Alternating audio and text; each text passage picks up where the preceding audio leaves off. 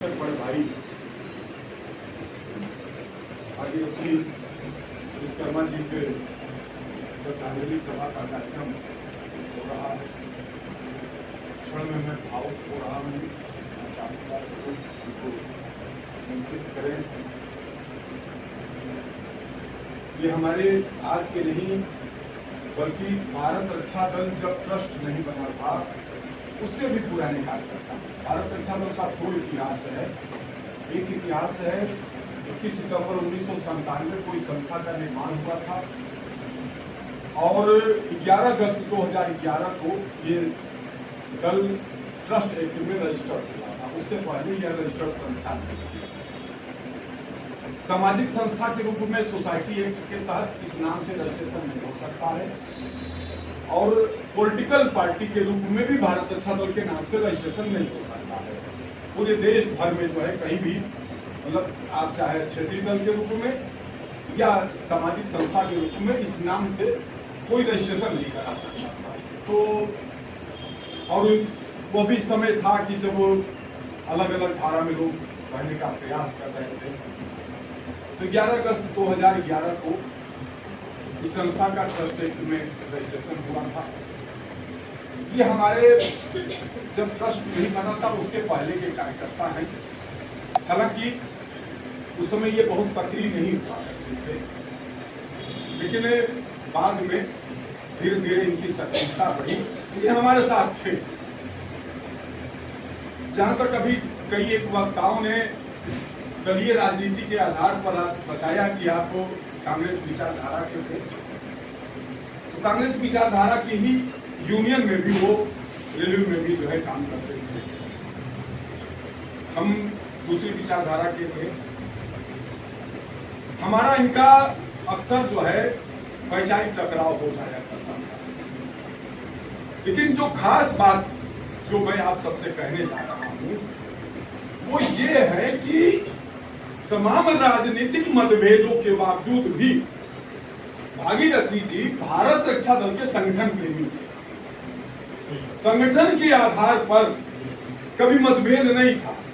संगठन के सशक्तिकरण के लिए हमारे उनके गंभीर संवाद कभी कभी हो जाते थे। राजनीतिक आधार पे हम मोदीवादी वो राहुलवादी यूं भी कह सकते हैं आप जो है।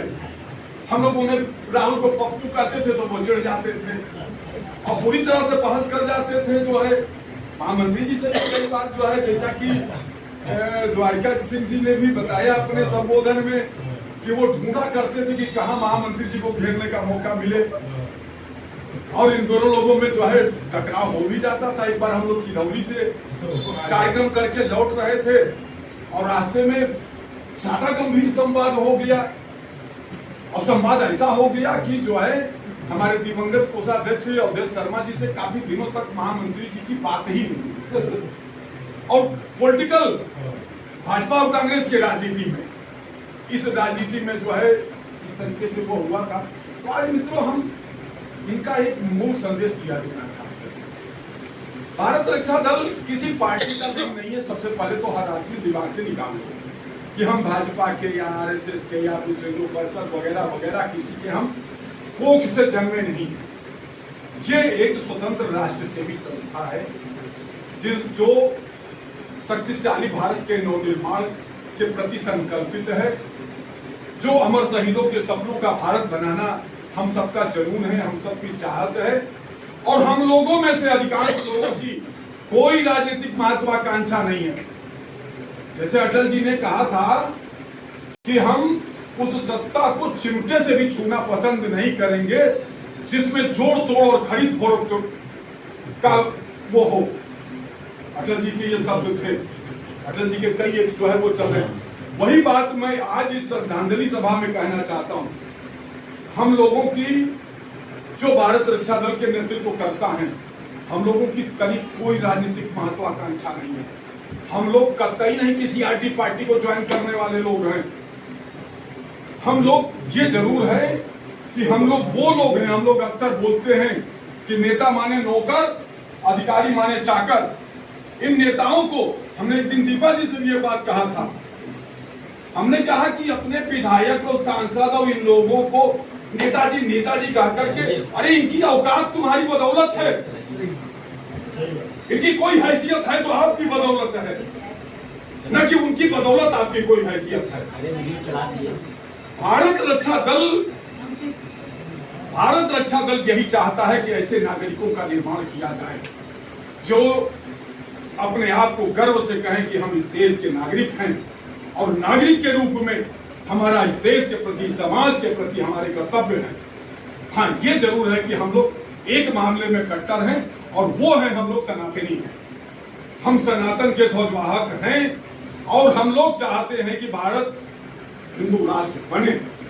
ये हम लोगों का कहीं न कहीं एक जुनून है, हम लोगों का सपना है, क्योंकि हम उस सत्य को भी जानते हैं जो जिहादी तत्व क्या उनका एजेंडा है और किस तरीके से वो, और ऐसे में हम लोग जो है इस समाज को जातियों में विभाजित नहीं बल्कि समस्त जातियों को हिंदुत्व के रूप में एकत्रित रूप में देखना चाहते हैं। ये हम लोगों का एक जरूर जुनून है।